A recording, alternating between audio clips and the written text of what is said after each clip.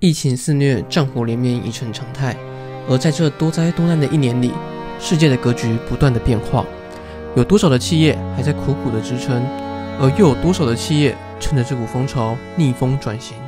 就让我们继续看下去。大家好，我是 Coco， 今天来跟大家分享一间商业故事，带你看看这家企业它是如何从零开始缔造辉煌，又如何跌落神坛，一度要退出市场，甚至连创办人都被逐出了经营层。到如今他转型成功，交出漂亮的成绩单。开始之前也请大家帮忙订阅分享小铃铛。废话不多说，就让我们来进入这期的内容。家电不死鸟。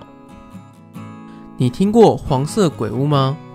灿坤是台湾规模最大的资讯家电产品零售商，最辉煌的时候在台湾写下超过300家的皇朝家电门市传奇，而且他在2007年更是创下了567亿元的营收，税后净利高达23亿元，是全国电子就甘心的3倍以上。直到2019年，营收连年衰退，税后净利仅剩2.2亿，距离巅峰期的1/10都不到。而做了10几年的霸主宝座，眼看就要拱手让人。然而更悲惨的事情是，他转投资的金矿咖啡从2013年累积至今已经亏损了超过5亿元，而且2019年还裁掉了224名员工，占全体员工的80%。另外他还有转投资的灿星旅游，也是开幕至今到现在连年亏损，每股净值更是跌到最惨只剩4块钱，比疫情没有团出的时候还要低，更在8月的时候裁掉了18人。当他的员工受访时，每个人都回答看不到公司的未来，而这间公司也在2020年出售给了其他人。而就当大家都戏称黄色鬼屋的同时，他却在2020年强势转型，不仅借着疫情的机会扶摇直上，更在电商以及全国电子的夹击下，创造出了另类的商机。在2021年更是交出了净利6亿的成绩单，与原本的相比直接翻了2倍以上，也让每位员工看到了希望。到底他是如何从谷底翻身的呢？就让我们一起从他的故事开始解析吧。1978年，吴灿坤的创办人以5000元资金在台南创业，经营铁窗铁门的加工。而后他意外接受了日本企业的电热盘压铸代工业务，跨入小家电生产，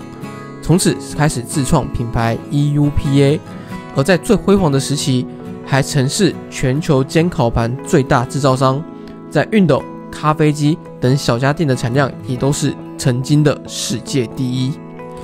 而独具慧眼的他，更是在大陆开放探亲的时候，立刻就嗅到了商机，并在隔年抢先到厦门设厂，成为当时厦门的最大台商，也是第一家在深圳挂牌上市的台资企业。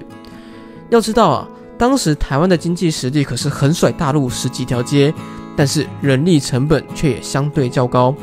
而中国的低价劳工却可以让原本在台湾制造只有 5% 的利润，到了中国之后可以上升超过5倍以上的利润。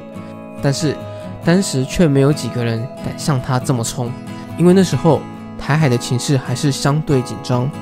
但是也因为这件事情，更是奠定了他的信念，以及他一路走来的经营方式，那就是跑最前面的永远是吃到饼最多的人。而他能成功的另一个关键在于他敢砸钱，鼓励创新，以及亲自带领团队的高执行力。他曾在受访时提到过，只要看到新奇的家电，他就会第一时间的打包带走，并且亲自的试用，另外再多买几个寄到工厂，看看是否有可借鉴之处。另外曾有研发人员开发松饼机，让面糊可以很完整的呈现，而这样的创新发明更是让他现场发了人民币10万元的奖金犒赏给研发的员工。而在另一方面，他也坚持亲自主持每季的新品发表会，而且每次一开就是一整天，常常搞得人仰马翻。他只要觉得这个东西不好用，隔天就要求员工再交出新产品才行。但是也就是这样高执行力和赏罚并进且直率的个性，不仅帮他迅速地巩固了公司团队，更让整个公司都愿意跟他一起冲刺。在1991年的时候，灿坤跨入了3C通路，当时他仅有1间店，而对手却是有200间店的全国电子就刚新。然而他却能凭借着在大陆生产的一些优势，以及对于商业模式的独特见解，打响了3C产业的龙头战争。原本只有卖家电的他，预估资讯产品的成长非常可观，而当时一台电脑是5万块钱，他却打出了免费电脑，由此切入市场，以月费制，还有让电信商补贴硬体和免费上网来做促销，2个月就可以卖出1万台电脑，完全打破了当时的思维惯性。而在2000年日本股东撤资之后，在他的主导下，门市招牌也全部改为鲜艳的黄色，也就是我们现在所看到的，并且他以每月2到3间的速度开始扩展，持续了几年之后，门市从原本的25间冲到巅峰时的340间，成功让公司转亏为盈，更从此坐稳了3C通路的龙头。而灿坤他开店是有一个专门开店的团队，最快30天他就可以开1间卖场，但他如果成效不好的话，他的关店也是极为果断。对于灿坤来说，快速展店就能冲出经济规模，冲出经济效益，而且可以要求品牌商较多的放款天期还有付款条件，以换来更多的现金继续展店，迅速扩张自己的知名度以及门市覆盖率，抢占在那个没有电商时代的大饼。而这套方程式也确实奏效。要知道，灿坤他第一个100亿营收花了21年的时间，但是在他打开通路之后，仅花3到4年就把100亿营收跃升到了300亿。而在同业眼中的他，不仅是一个眼光独到的人，更是一个霸气十足的生意人，想要的东西就一定要得到。然而2011年电商强势崛起，让原本具有很大优势的灿坤瞬间少了许多，像是 PC Home、Momo 等网络销售网站可以在线上提供比价之外，还可以让你省去现场逛的时间，而同样的也省去了他们门市的成本，可以更灵活的来打价格战。这让原本强势领头的灿坤也面临了许多挑战。而且你知道吗？现在的24小时到货啊，最早竟然是灿坤提出来的。他抢在所有人面前提出8小时到货，网络下单你可以门市提货。面对这样的强势竞争，灿坤他提出这个迅速到货的方式啊，却俨然成为了行业中的领头羊，让实体跟虚体的门市整合在一起，创造出了最大利益。没想到的是，这个策略最后却因为内部分业绩的问题，导致店跟店之间出现了隔阂与纷争，而取消了此策略。而当初整合的团队看此情况也都纷纷的离开了。曾有人这么说过了，如果当初灿坤不闹内部业绩纷争的话，现在的 PC Home 跟一些电商可能连成为他对手的机会都没有了。而后他又在2013年、2016年陆续发展副业，像是餐饮、咖啡等等，但他却忽略了隔行如隔山，还是常用原本的扩张模式，与3C通路一样快速插旗，从而导致员工的基础训练没有做好，而且品质不稳定等情况时有耳闻。来得快，去得也快，几年的时间啊，自创品牌便全数倒闭，估计至少在餐饮投资这边就赔了9亿元。反而他也没有想到，后来原本盘算的咖啡店结合卖场，以消费率高的咖啡带动零售业绩，被85度 C 拿去 copy， 而且发扬光大。后者只在全球开了1153间店。另一家转投资的灿星旅游也同样如此，董事长出自于灿坤的财务，对数字是非常的敏感，但是他对于旅行社的特性却没有了解的通彻。在我们之前做旅行社的时候，通常在淡季时都会亏本去拿机位出团，以便在旺季的时候我们可以换来更优先的团体机位，淡季赔小钱，旺季赚大钱，这是我们旅行业常常碰到的事情。但是灿坤的主管他不认同这行的现况，而是看数字说话，就变成了淡季没团出，旺季没机位，他只能拿别人剩下的或是不好日子的机位出发，又或者是跟同行买剩下的机位，反而造成了我出这团但是几乎没有利润的窘况。面对这样的情况，他也想过办法要解决，也挖了许多专业的人士来试试看改革，然而大多是做不好就换掉，而做得好他的意见也越来越多，前后换了好几批的经营团队，但是都撑不到1年就离开了。也因为不断的更换团队以及更改决策，而造成底下的员工无所适从，内部的矛盾也由此越闹越大，导致后面的分崩离析。最后他只能断尾求生，回归3C通路的本业经营，并且他自己也因此退出了经营，由妻子接管并引进专业经理人，但是财务报表仍未见好转。而在这个时候，转机出现了，一位对于3C通路完全没有资历，而且趋近于白纸的人，却让整个公司看到了希望。林继典，曾经的西东洋企划室副总，在进入公司之前，他还在忙着卖香肠呢。然而，就是他这样子的一个人，却仅凭着3招，成功翻转了前面几位皆无法办到的事情，让公司的利润直接翻了2倍。第一个，认清自己的优势。当他进入公司的时候，他就立刻的问自己，我有什么样的资源，还有什么样的优势，跟其他家的差异到底在什么地方。直到某天，他路过某个灿坤门市的维修站后，一个大胆的想法便从此而生。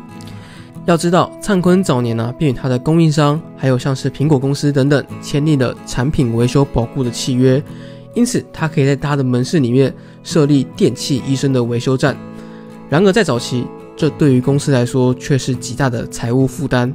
因为设立服务站之后，他就要去聘请专业的维修工程师，而这个就是极大的人事支出。但如果从顾客的角度看，这却是难得的优势。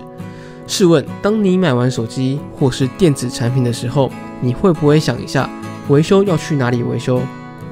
但是灿坤就可以提供这样子的一个服务。而另一方面，这也是他看到的转机，因为有了这群工程师，他可以串联所有科技产品的整合、维修以及安装，搭配1对1的服务，可以让客户保有隐私之外，还可以一条龙的满足客户全部的3C 需求。而要享受这样子的服务，条件却是极不容易，他必须在2家店单次消费超过30万元才可入会。然而，也就是这样严苛的条件，不仅完美的锁定了高端客群，并且让公司不到1年便累积超过400位的高消费族群，创造出了连带的经济效应。第二，开放柜位的主导权。当我们在逛网拍的时候，由于看不到实际的物品，往往都会有点担心害怕，但这是网购无法打破的缺陷。但是这对实体商店来说却也是另类的契机。既然产品都长得一样，那如果由最懂得产品的供应商来帮我设计我的柜位，是不是会更有吸引力？而这样的想法一浮出之后，他便决定放手去做，透过网络引导顾客到店体验，再借由卖场里各个摊位的争奇斗艳，让这里变成一个完美的秀场，激起人们想一逛再逛的欲望。第三，对员工加薪，稳定军心。刚来巡店时，他便感觉员工无事可做，但他知道这样子反而是最危险的，因为他会让员工觉得这家公司是没有未来的。因此，他强烈要求每位员工打扫环境。虽然那时候还没有想法怎么去改革，但至少从门面做起，以及与街坊邻居的问候，看看能不能找到一个突破点。但是没想到，就是这么单纯的一个动机，竟然帮助他们创造了可观的业绩。因为当他们去拜访邻居的时候，其实便是拜访了他们的客户，并且写下了客户的需求。而当公司开始赚钱的时候，他第一时间便拿出了奖励金来鼓励士气，让大家觉得公司是有未来的，而且公司赚到钱，是会分给员工的，让他们开始有了希望。而藉由这3招，认清自己、改变创新以及实际的现金回馈，不仅让原本即将濒临破产危机的公司起死回生，也让他交出了一张漂亮的成绩单。的确，第一个进场的人通常是能吃到最多的人，但忽略了塑形，只重视绩效，最终将难以成局。紧追绩效的灿坤风格曾经是过去灿坤成功的关键基因之一，但却也是他跨行到服务业失败的最终原因。转型本就是不容易的，转型之前最重要的便是认清自己的优势，并把它发挥到最大。毕竟你把10件事情都做一半，它的效益远远没有你把1件事情做好来得高。战场开多反而一事无成，而他也用自己44年的故事告诉了我们，别再用过去的习惯去冲刺新的事物，否则受伤的往往是自己。以上便是这期的内容，那喜欢的话也请帮忙订阅、分享小铃铛。我是 Coco， 我们下次再见。